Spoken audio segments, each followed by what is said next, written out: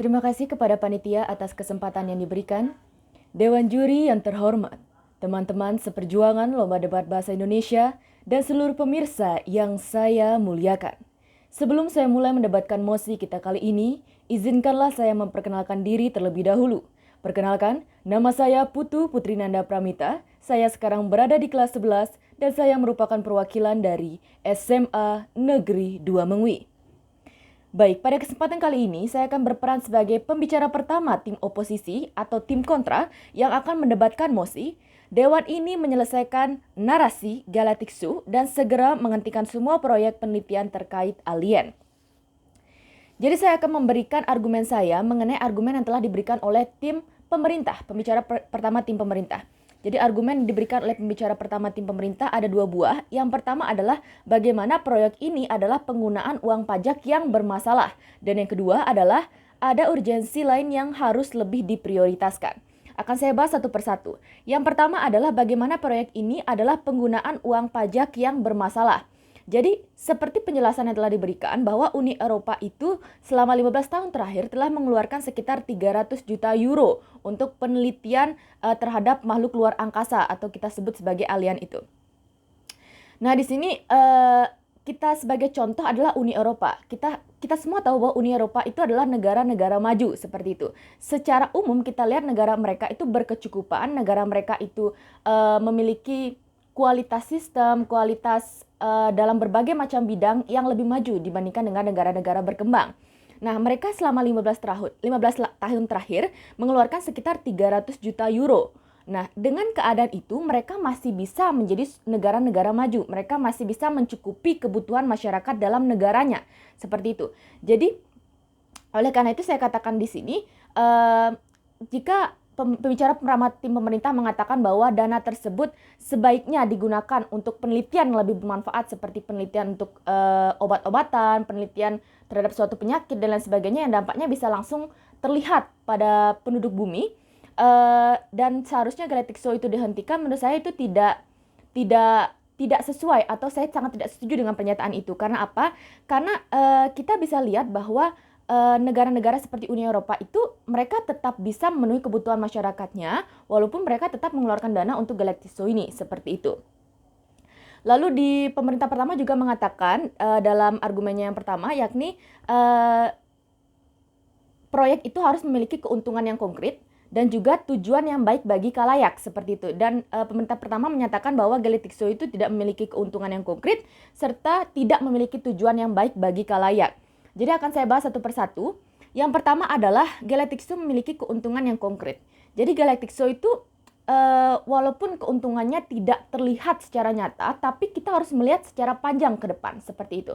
Kita harus melihat secara luas ke depan bagaimana jika alien itu memang benar-benar ada dan bagaimana kita itu adalah kebun binatang galaksi bagi alien di luar sana. Bagaimana jika mereka benar-benar mengawasi kita, seperti itu.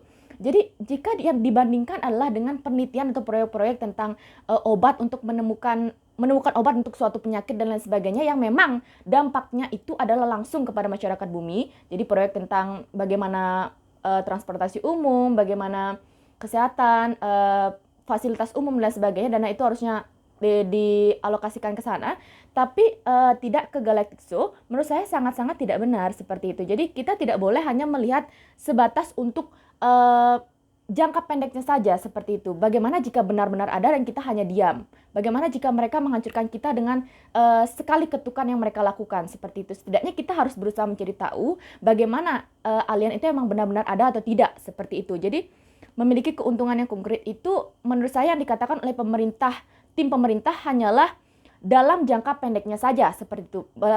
Pembicara pertama tim pemerintah tidak melihat melalui jangka panjangnya, seperti itu. Lalu yang kedua adalah tujuan yang baik untuk khalayak. Jadi berhubungan dengan yang pertama, yakni memiliki keuntungan yang konkret. Jadi tujuan yang baik bagi khalayak yang dikatakan oleh tim pemerintah itu hanyalah dalam jangka pendek saja. Kita harus tahu bahwa jika benar alien itu ada dan kita sudah memiliki setidaknya sedikit saja persiapan, mungkin itu bisa menyelamatkan bumi kita. Mungkin itu bisa menyelamatkan ribuan nyawa yang walaupun tidak secara langsung ya, seperti penemuan obat atau dialokasikan bagi fasilitas umum atau kepentingan-kepentingan dalam sektor lain, seperti itu. Jadi kita tidak bisa mengatakan bahwa ini memang tidak berguna, ini memang tidak bermanfaat, seperti itu. Karena tujuannya itu baik, tujuannya itu untuk melindungi jutaan makhluk hidup di bumi seperti itu. Jadi masalah yang jauh lebih besar, alien itu bisa saja memusnahkan kita semua seperti itu. Lalu yang kedua adalah ada urgensi lain yang harus lebih diprioritaskan.